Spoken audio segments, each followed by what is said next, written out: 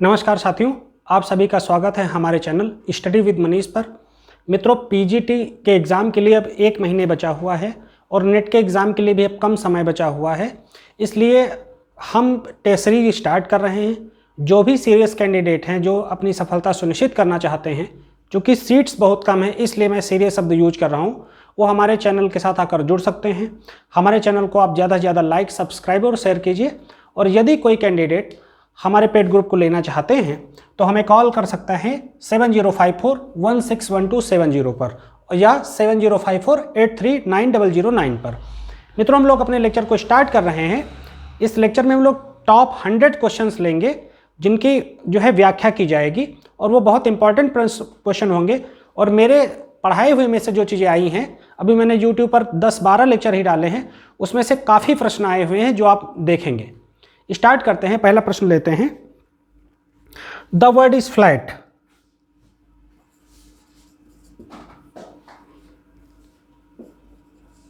The word is flat. इस पुस्तक को किसने लिखा है? ये हिंदी में इसको कहा जाता है अब दुनिया गोल नहीं।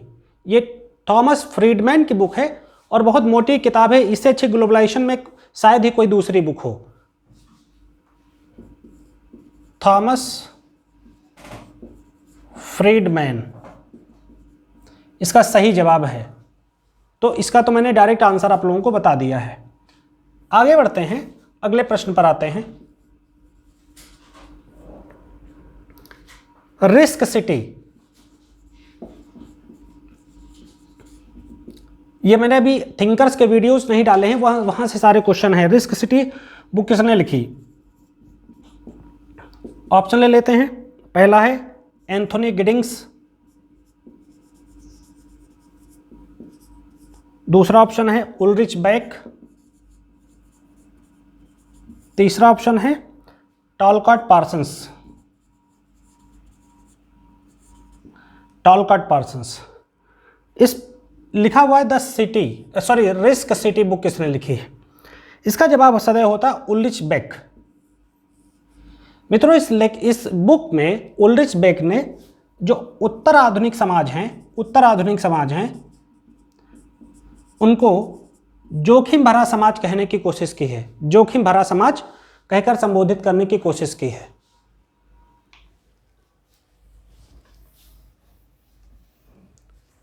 अगला क्वेश्चन है समाजों एवं सांस्कृतिक विपरंपराओं से गुजरने की प्रक्रिया को क्या कहते हैं?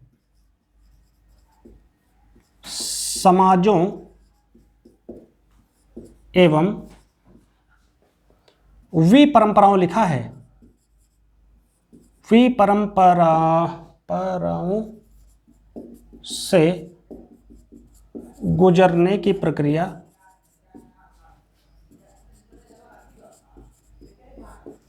को क्या कहते हैं? पहला ऑप्शन है पश्चिमीकरण, दूसरा ऑप्शन है उदारीकरण, तीसरा ऑप्शन है वैश्वीकरण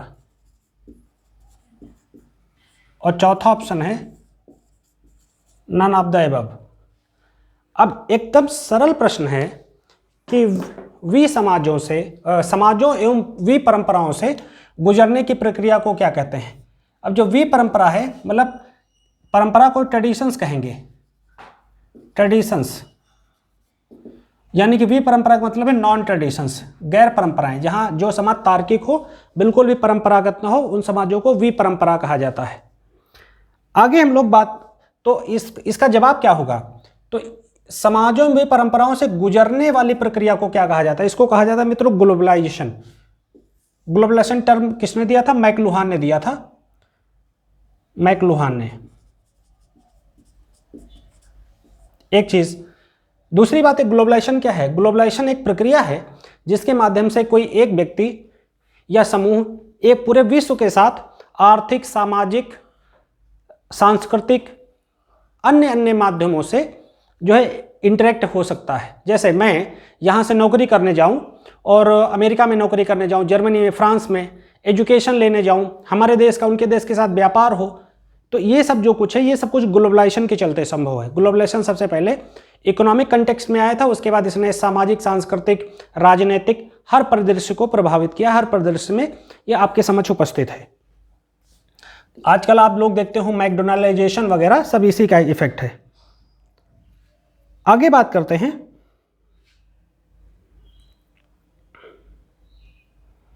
अगले प्रश्न पर। इसमें कहा जा रहा किसने सर्वप्रथम समाज को एक विज्ञान के रूप में माना, समाजशास्त्र को एक विज्ञान के रूप में माना। एक विज्ञान के रूप में माना।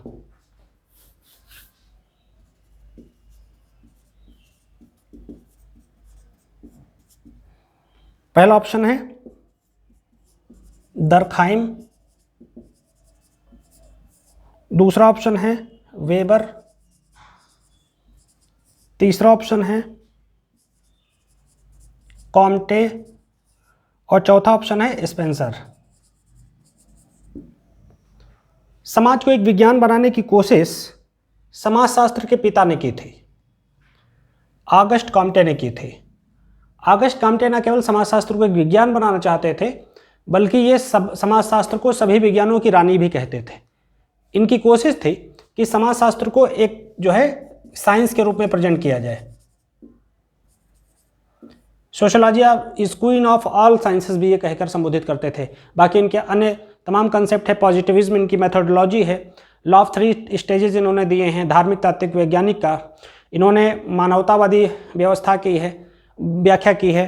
इन्होंने समाजशास्त्र को सभी विज्ञानों में सबसे ऊपर रखा है। MAPCBS का कंसेप्ट दिया है। अन्य अन्य व्याख्याएं इन्होंने की हैं।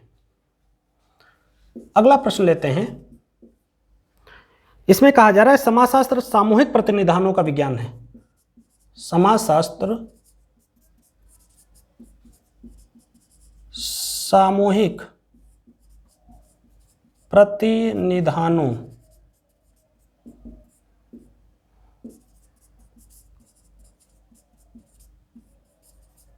का विज्ञान है। ये किसने कहा है? पहला ऑप्शन है इमाइल दरखाइम, दूसरा ऑप्शन है टालकाट पार्सन्स, तीसरा है जॉफ्री अलेक्जेंडर और चौथा है इनमें से कोई नहीं। इसका जवाब है इमाइल दरखाइम। इमाइल दरखाइम ने जो कलेक्टिव रिप्रेजेंटेशन है उस पर बहुत ज़्यादा जोर दिया है। समाजशास्त्र सामूहिक प्रतिनिधानों का विज्ञान है। वो कहीं भी व्यक्ति को महत्व नहीं देते, बल्कि वो अपने प्रत्येक कार्य में समाज को महत्व देते हैं। और इन्होंने सोशल फैक्ट को, हर चीज़ को सोशल फैक्ट कहा। यह इनकी मेथोडोलॉजी के अंतर्गत आता है। इन्होंने सोशल सॉलिडरिटी और धर्म के लिए ऑस्ट्रेलिया के अरुंटा जनजाति का अध्ययन किया। इन्होंने डिवीजन ऑफ लेबर की बात करी। इन्होंने सुसाइड बुक लिखी। इन्होंने और तमाम जो है कार्य किए हैं, जो थिंकर्स पढ़ाएंगे तो बताएंगे। आगे बढ़ते हैं। किसने कहा है कि अब ये लंबा है, इसको मैं पढ़ देता हूँ। समाजशास्त्री होने के नाते हमारी रुचि सामाजिक संबंधों में है। हमारी रुचि सामाजिक संबंधों में है। अब सोचो, अब आगे और पढ़ रहे हैं। इस कारण नहीं कि वे आर्थिक, राजनीतिक या धार्मिक हैं, वरन इस कारण से कि वो सामाजिक भी हैं। अब मैंने क्या बताया था? समाज सामाजिक संबंधों का जाल है। किसने कहा? मैकलॉरिन पेज ने कहा। यहाँ से आप सीधे पकड़ सकते थे। डेफिनेशंस काफ़ी पूछी जाती हैं और इसी तरीके से उनको क्लियर किया जाता है। तो ये क्लियर है, मैकलॉरिन पेज ने कहा। इनकी बुक का नाम है सोसाइटी। अगला क्वेश्चन है, समाजशास्त्र की विषय वस्तु को सामाजिक स्वरूप शास्त्र और सामाजिक शरीर शास्त्र, सामाजिक स्वरूप शास्त्र एवं सामाजिक शरीर शास्त्र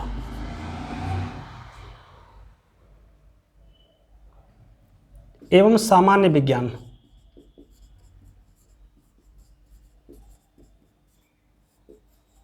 किसने कहा?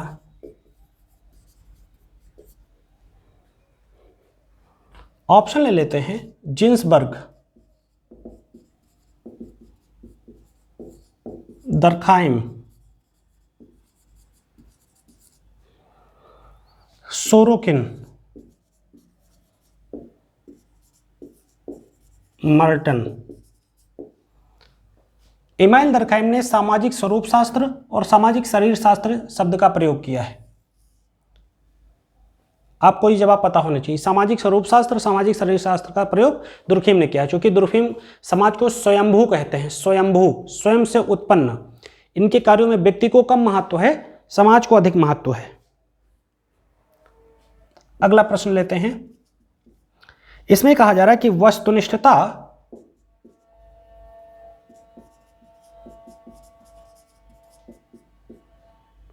निष्पक्षता से प्रमाण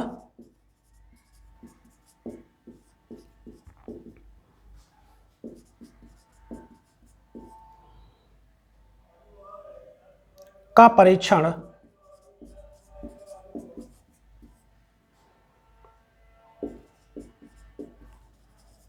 करने की इच्छा एवं योग्यता है।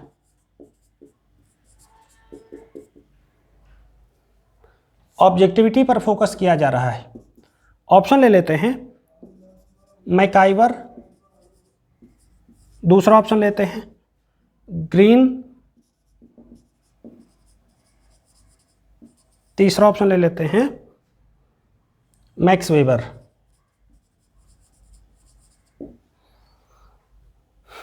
ऑब्जेक्टिविटी निष्पक्षता से प्रमाण का परीक्षण करने की इच्छा एवं योग्यता है।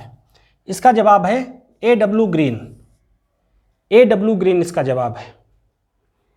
अगला प्रश्न लेते हैं। इसकी व्याख्या कह दो करूँ। ऑब्जेक्टिविटी का मतलब होता है कि वैज्ञानिकता के साथ किसी तथ्य की व्याख्या की जाए, उसमें बायसनेस ना हो। चूंकि ह्यूमन साइंसेज जो होते हैं, सोशोलॉजी, पॉलिटिकल साइंस, साइकोलॉजी, ये सब, फिजियोलॉजी, इन सब में क्या होता है कि लोग, चूंकि मनुष्य अध्ययन करता है, यहाँ प्रयोगशाला समाज है, तो लोग कभी कभी बायस्ड हो जाते हैं। तो ये बात यहाँ ध्यान रखनी है। अगले प्रश्न पर आते हैं। इसमें कहा जा रहा है सामाजिक संबंध निर्धारित होते हैं। सामाजिक संबंध निर्धारित होते हैं। पहला,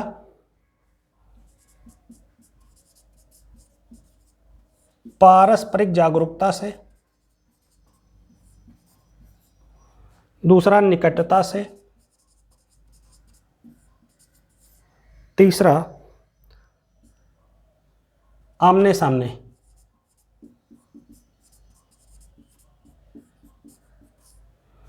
और चौथा है नन। उपरोक्त में से कोई नहीं। तो फ्रेंड्स, सामाजिक संबंध, सोशल रिलेशन कैसे बनते हैं?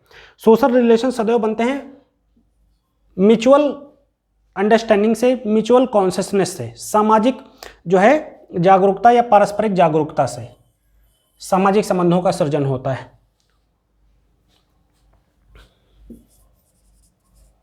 इसको समझाने की कोई जरूरत थी नहीं, इसलिए मैंने कुछ नहीं कहा। आगे अगला लेते हैं। अगला प्रश्न है, निम्नलिखित में से कौन सा नाम दर्ज वन्य उदाहरणों में से है? वन्य उदाहरण।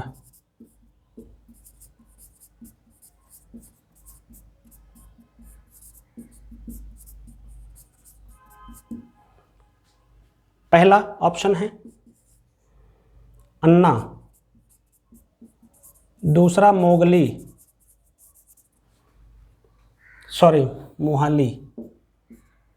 मोहाली, तीसरा राम सिंह, चौथा नन। वन्य उदाहरणों से कहा जा रहा है कि मतलब आपको बताना है। तो ये जो है, ये उदाहरण है उसका, बी ऑप्शन। अगले प्रश्न पर आते हैं।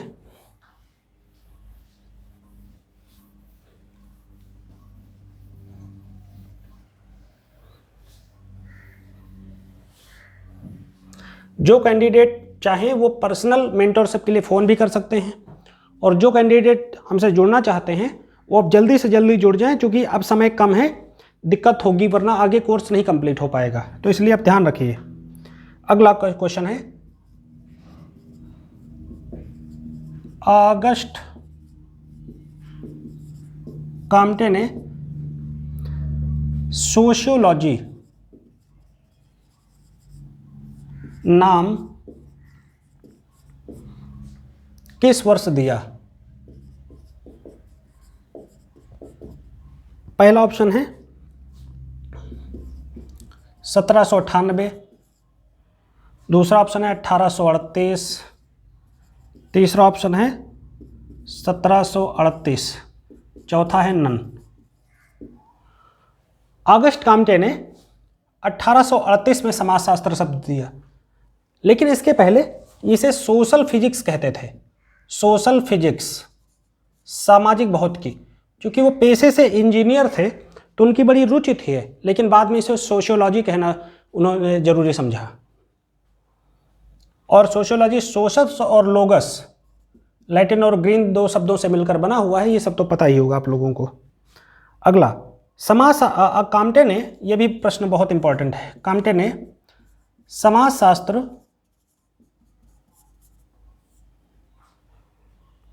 को किन दो भागों में बांटा? पहला, सामाजिक भौतिकी, सामाजिक गतिकी, तीसरा केवल, तीसरा है सामाजिक व्यवस्था।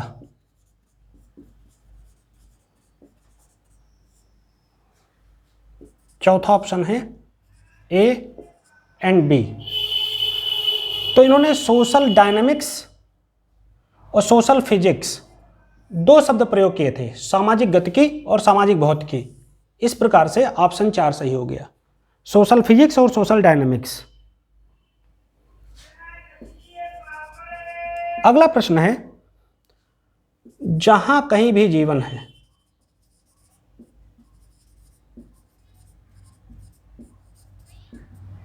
वहां समाज है।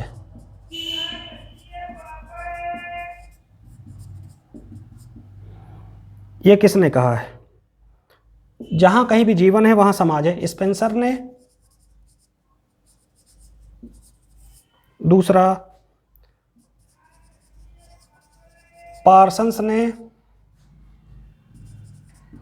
तीसरा मैकाइवर एंड पेज ने। जहां कहीं भी जीवन है वहां समाज है, इसका जवाब है MacIver and page. MacIver and page ने कहा जहां कहीं भी जीवन है वहां समाज है। अच्छा, समाज और एक समाज में क्या अंतर है? आप लोग कमेंट करके हमें बताइए, समाज और एक समाज में अंतर। इनकी बुक का क्या नाम है? सोसाइटी।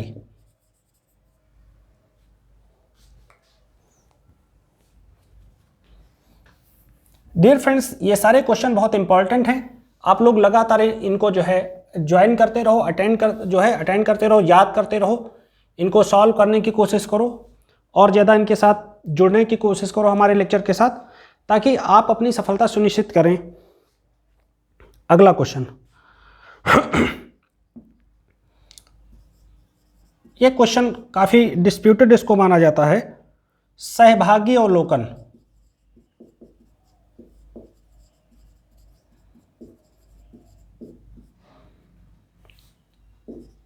पद का प्रयोग सर्वप्रथम किसने किया? पहला ऑप्शन है लिंडमैन, दूसरा ऑप्शन है लुंडबर्ग, तीसरा ऑप्शन है मोजर।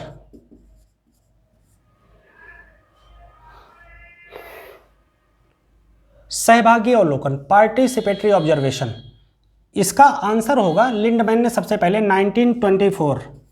1924 में प्रयोग किया था। ये होता क्या है? ऑब्जर्वेशन दो प्रकार के होते हैं, पार्टिसिपेटरी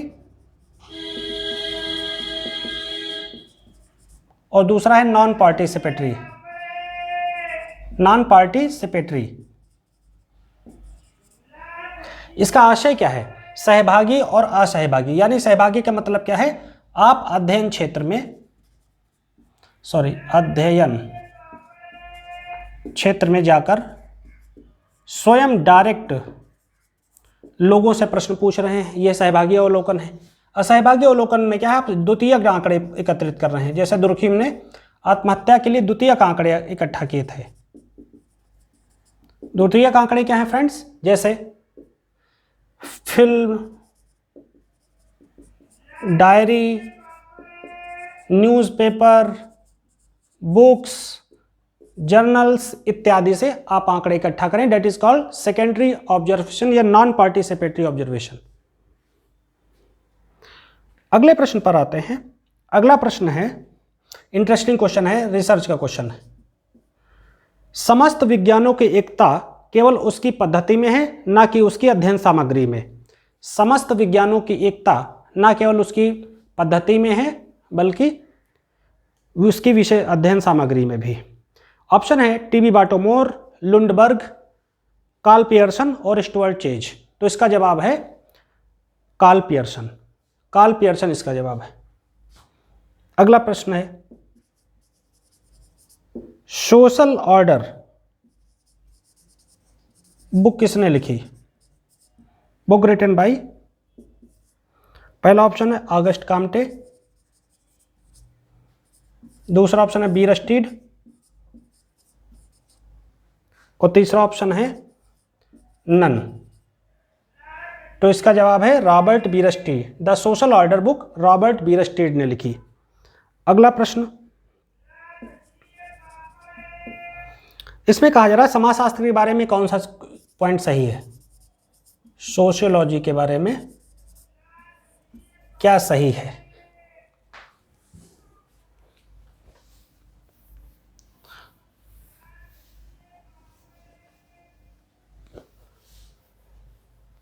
पहला ऑप्शन लेते हैं, समाजशास्त्र एक विशिष्ट विज्ञान है। पहला ऑप्शन, सोशियोलॉजी एक विशिष्ट विज्ञान है। दूसरा, सोशियोलॉजी एक व्यवहारिक विज्ञान है।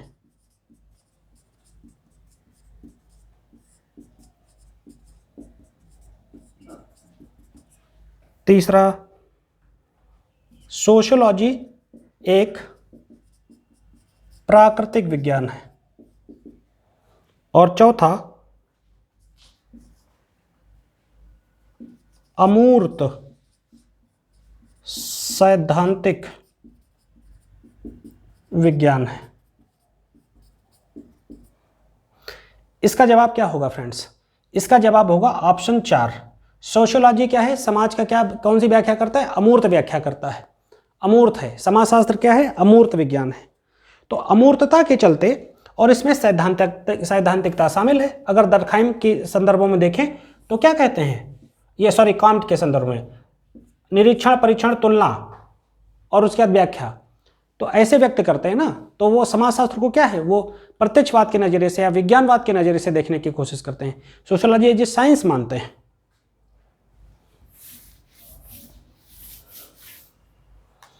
अगला प्रश्न लेते हैं।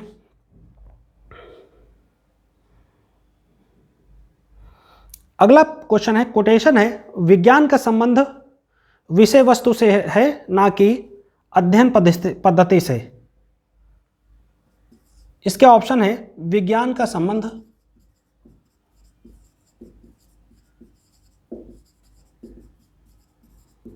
विषय वस्तु से है, ना कि अध्ययन पद्धति से। पहला ऑप्शन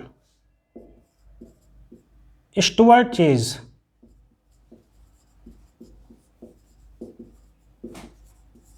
दूसरा रॉबर्ट बीरस्टीड, तीसरा किंग्सले डेविस। तो इसका जवाब लगेगा स्टुअर्ट चेज। Steward chase. समाजशास्त्र का संबंध उसकी विषय वस्तु से है, ना कि अध्ययन पद्धति से। यानी उसका सब्जेक्ट मैटर क्या है, यानी कि इसका मतलब क्या है सब्जेक्ट मैटर का, कि उसके दायरे में कौन कौन सी चीजें हैं जिनको समाजशास्त्र में रखा जाए, ये इसका जो है मतलब है।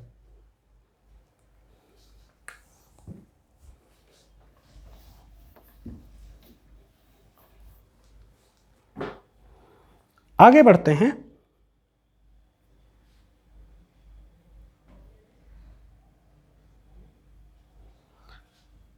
समाजशास्त्र के स्वरूपात्मक संप्रदाय से संबद्ध हैं। पहला,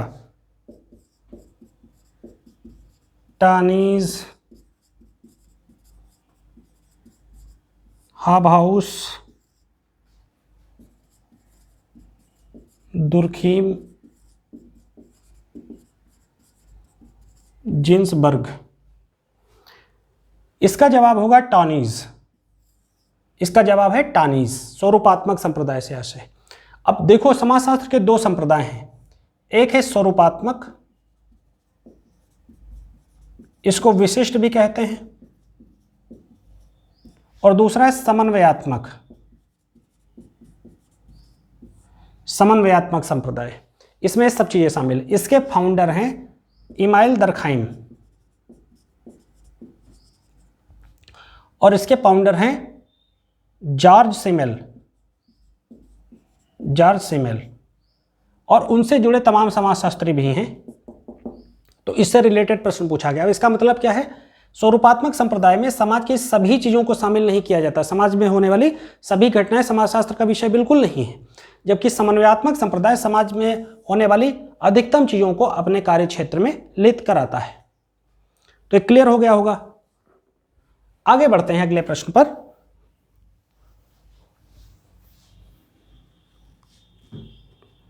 इसमें कहा जा रहा है, बुक है ये, sociology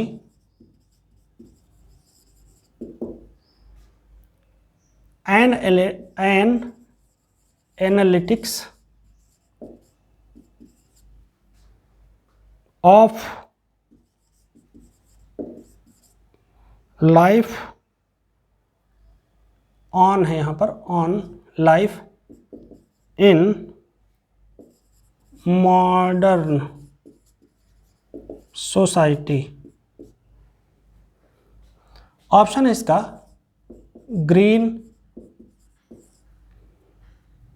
Bogardus, Bottomore,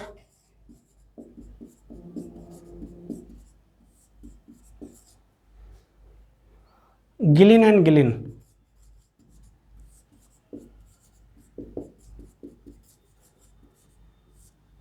Gillin and Gillin, sociology and analytics on life in modern society. इसका जवाब है A.W. ग्रीन। ये डायरेक्ट बुक है, इसमें कुछ नहीं कर सकते, आपको ऐसे ही याद रखना है।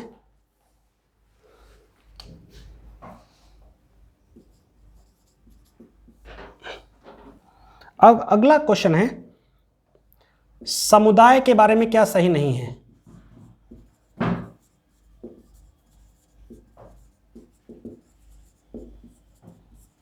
क्या गलत है। पहला ऑप्शन, यह व्यक्तियों का समूह है।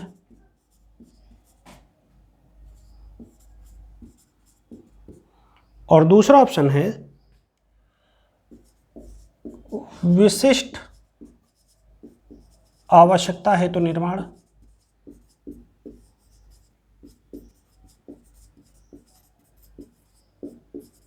तीसरा ऑप्शन है सामुदायिक भावना। ठीक है, तो ग्रामीण गांव क्या है, एक समुदाय है।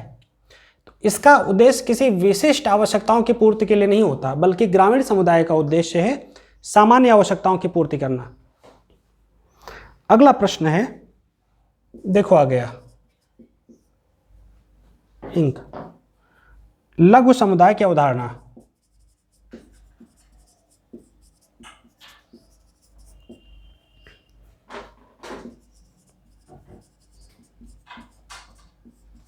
किसने दी? लघु समुदाय की अवधारणा किसने दी? ऑप्शन है बोगार्डस, दूसरा Kingsley Davis, Robert Redfield. Robert Redfield, तो ये कंसेप्ट है रॉबर्ट रेडफील्ड का। रॉबर्ट रेडफील्ड ने लघु समुदाय की अवधारणा दी।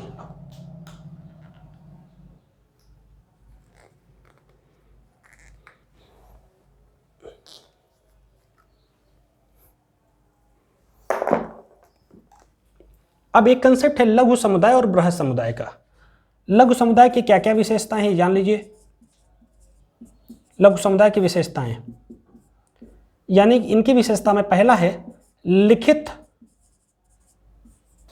इतिहास नहीं। ये इनका जो है लघु परंपरा का कोई लिखित इतिहास नहीं, ठीक है। दूसरी बात ये है, सॉरी यहां पर एक चीज गलत हो रही है, लघु समुदाय लिखा है, लघु परंपरा नहीं लिखा है। तो इनका जो लघु समुदाय होते हैं ऐसे छोटे समुदाय होते हैं। लघु परंपरा मेरे दिमाग में था, छोटे समुदाय होते हैं। इनका जो उद्देश्य होता है ये बेसिकली बृहद समुदाय के भीतर पाए जाते हैं।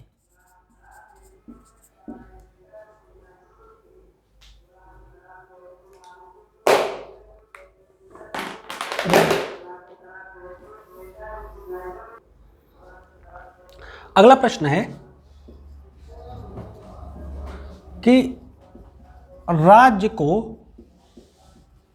किसने समिति कहा? ऑप्शन है आपके, पहला ऑप्शन है मैकाइवर, दूसरा ऑप्शन है लुंडबर्ग, तीसरा ऑप्शन है जेमेंसन, चौथा है टॉनिज। इसका जवाब है मैकाइवर। मैकाइवर राज्य को एक समिति मानते हैं और समिति के उद्देश्य मैंने क्या बताए थे, नियम उसके भी होते हैं, नियम कायदे कानून होते हैं, लेकिन ऐच्छिक रूप से लोग उसके सदस्य होते हैं और मतलब लक्ष्य की पूर्ति के बाद वो समिति का विनाश हो जाता है, नष्ट हो जाती है। तो मैकाइवर जो है राज्य को एक समिति मानते हैं। अगला प्रश्न, आधुनिक समाज की कौन सी एक विशेषता नहीं है? तो जाहिर सी बात है वस्तु विनिमय प्रणाली विशेषता नहीं है। ये एंशिएंट सिस्टम है। जब सिक्के का जो है आविष्कार नहीं हुआ था, नोट का आविष्कार नहीं हुआ था, तो लोग बार्टर सिस्टम अपनाते थे, वस्तु देते थे, वस्तु के बदले कोई दूसरी वस्तु प्राप्त करते थे। सिंपल क्वेश्चन है। आधुनिक समाज में सिक्का है, नोट है, अब तो क्रिप्टो करेंसी तक आ गई हैं। अगला क्वेश्चन है जिसमें कहा रहा है समाजशास्त्र के उद्भव के लिए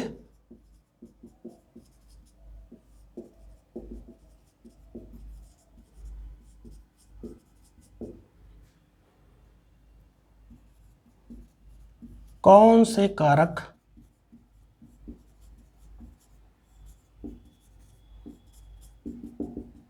उत्तरदायी हैं? पहला है औद्योगिक क्रांति,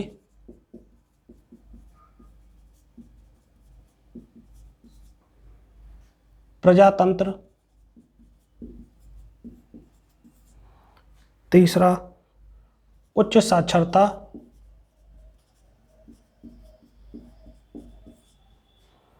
चौथा है फ्रांस की क्रांति।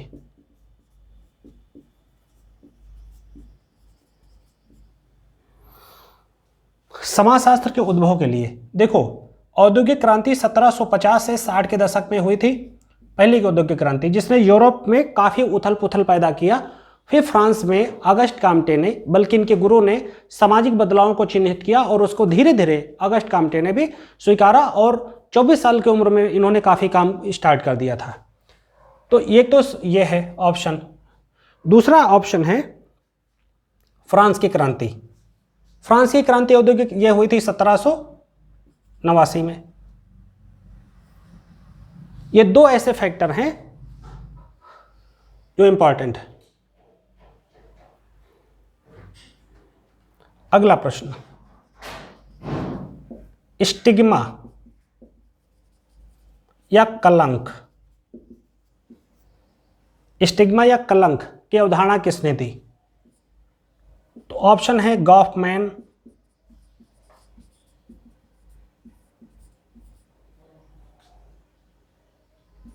फायरबॉक, मैकडूगल, नन।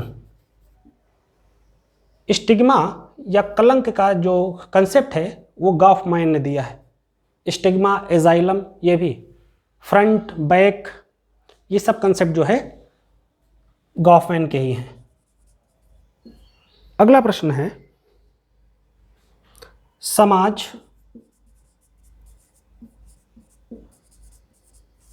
संघर्ष मिश्रित सहयोग है।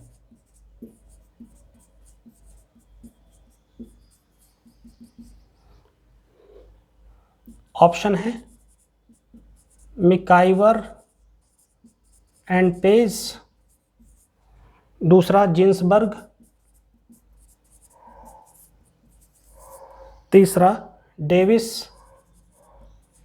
चौथा है नन। तो इसका जवाब है मैकाइवर एंड पेज। समाज संघर्ष मिश्रित सहयोग है, आंसर है मैकाइवर एंड पेज। आगे बढ़ते हैं, किसने प्रत्यक्ष और अप्रत्यक्ष सहयोग की बात करी है?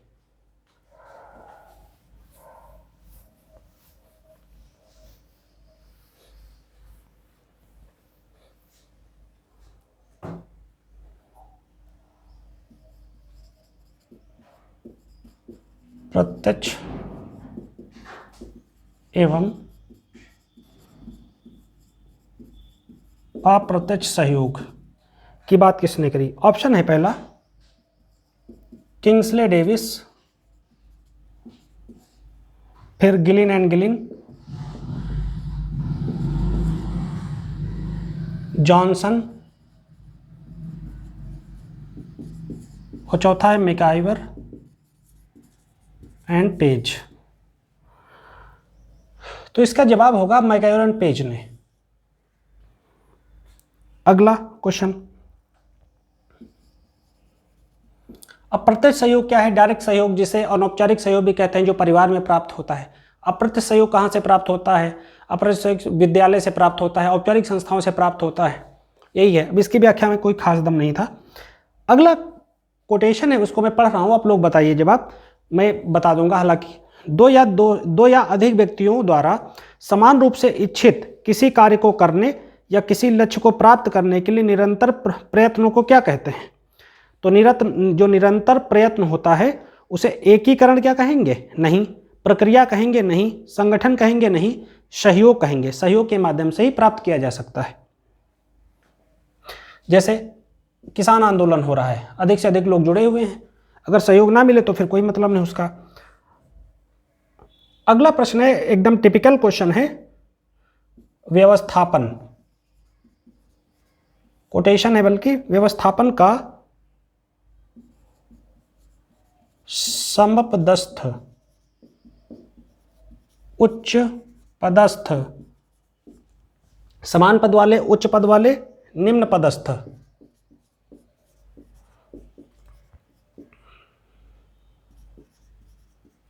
व्यवस्थापन के रूप में वर्गीकरण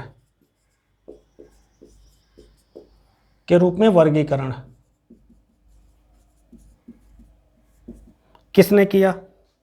पहला ऑप्शन है मैकाइवर एंड पेज, दूसरा ऑप्शन है किंग्सले डेविस, तीसरा ऑप्शन है ग्रीन चौथा ऑप्शन है गिलिन एंड गिलिन। तो व्यवस्थापन का समपदस्थ, समान पद वाले, उच्च पद वाले, निम्न पद वाले और व्यवस्थापन के रूप में किसने वर्णन किया? तो इसका जवाब है गिलिन एंड गिलिन ने वर्णन किया। अगला प्रश्न, इसका जवाब आप लोग बताएंगे। जानबूझकर किया गया प्रयत्न जो किसी इच्छा का विरोध करने, रोकने या दबाने के लिए किया जाता है। जानबूझकर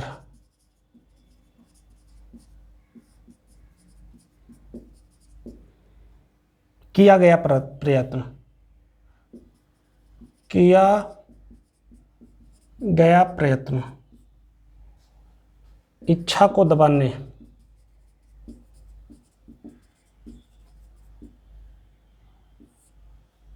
इसके ऑप्शन पहला है विरोध, दूसरा है संघर्ष, तीसरा है वर्ग संघर्ष। ऑप्शन ले लेते हैं। इसका ऑप्शन है संघर्ष। और अगला क्वेश्चन है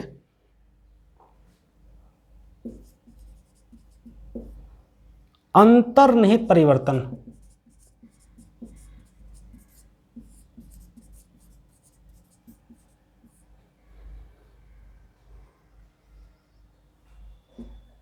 शब्द का प्रयोग किसने किया?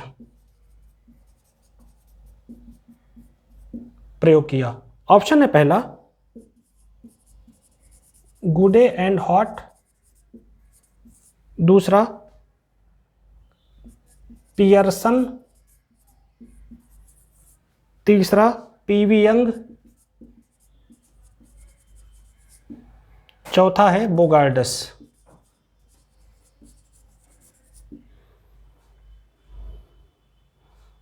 और पांचवा है Sorokin.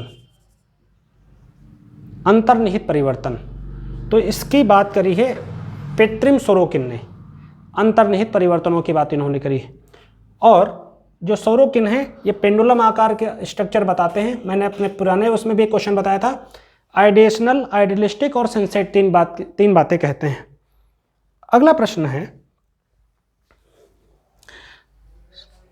Scientific social surveys and research.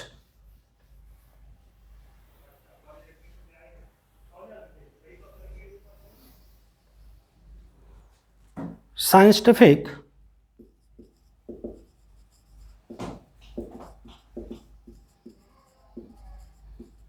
Social surveys and research book किसने लिखी? ऑप्शन है पीवी यंग, दूसरा बोगार्डस, तीसरा पियर्सन। इसका जवाब है पीवी यंग। सीधा बुक है तो उसमें कुछ करने की जरूरत नहीं है, बुक सीधा याद करनी पड़ती है। अगला केंद्रित साक्षात्कार।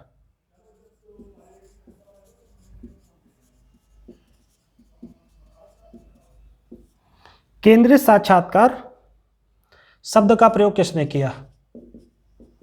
पहला ऑप्शन ले लेते हैं मार्टन ने, दूसरा पीवी यंग ने, तीसरा गुडे ने और चौथा है मिकाइवर ने। तो केंद्रीय साक्षात्कार शब्द का प्रयोग रॉबर्ट किंग मार्टन ने किया है। मैंने साक्षात्कार पर वीडियो डाल रखा है, जो लोग देखना चाहें वो हमारे ग्रुप पर जाकर देख सकते हैं। अगला क्वेश्चन है शुचिता एवं प्रदूषण की बात किसने करी? शुचिता एवं प्रदूषण की बात किसने करी? ऑप्शन है लुई डुमॉन्ट, दूसरा हेटन, तीसरा बेतले और चौथा घुरिये। तो इसका जवाब होगा शुचिता और प्रदूषण की बात करी लुई डुमॉन्ट ने। अगला क्वेश्चन है अल्प विकसित का विकास। अल्प विकसित का विकास शब्द का प्रयोग किसने किया? अल्प विकसित का विकास, ऑप्शन है ए जी फ्रैंक, दूसरा समीर अमीन, तीसरा गुन्नार मिर्डल।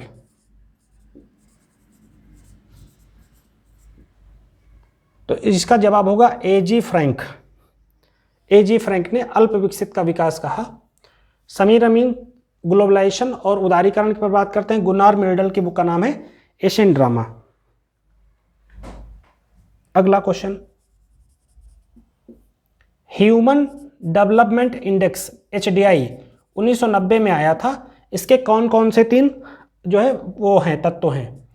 तो इसका डायरेक्ट आप लोग आंसर जान लीजिए। पहला है एज, पॉसिबिलिटीज, एक्सपेक्टेंसीज कह सकते हो, फिर एजुकेशन है, और फिर अगला है पर कैपिटा इनकम। इसे महबूबुल हक और अमर सेन ने इसे निकाला था। तो इस तरीके से फ्रेंड्स हम लोगों ने काफी क्वेश्चंस पर बात कर ली है। एक प्रश्न और लेते हैं।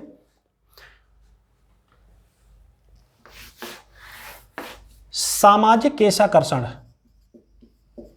सोशल कैपिलरी सिस्टम, सामाजिक केशाकर्षण कंसेप्ट किसने दिया? घुरिये, लुई ड्यूमांट, तीसरा MN श्रीनिवास। इसका जवाब होगा लुई ड्यूमांट। लुई ड्यूमांट ने सामाजिक केशाकर्षण का कंसेप्ट दिया। सोशल कैपिलरी सिस्टम के बारे में उन्होंने बताया था। 50 क्वेश्चनों का जो ये प्रोग्राम है इसे मैं लेकर आया हूँ। 50-50 क्वेश्चन के वीडियोज डाल दिए जाते रहेंगे। इनमें जिन लोगों को ये देखेंगे उन्हें ये पता चल रहा होगा कि पिछले साल के जो आए प्रश्न हैं आगामी सालों में भी वो रिपीट होते हैं और उन्हें कैसे लाभ मिल सकता है मेरे इस टेस्ट के माध्यम से। ज़्यादा से ज़्यादा लोग जोड़ने की कोशिश कीजिए और अपने दोस्तों को बताइए, जिससे वो एक सीरियस लेक्चर के साथ जुड़कर अपनी सफलता सुनिश्चित करें। मेरी तरफ से यही शुभकामनाएं। Thank you very much.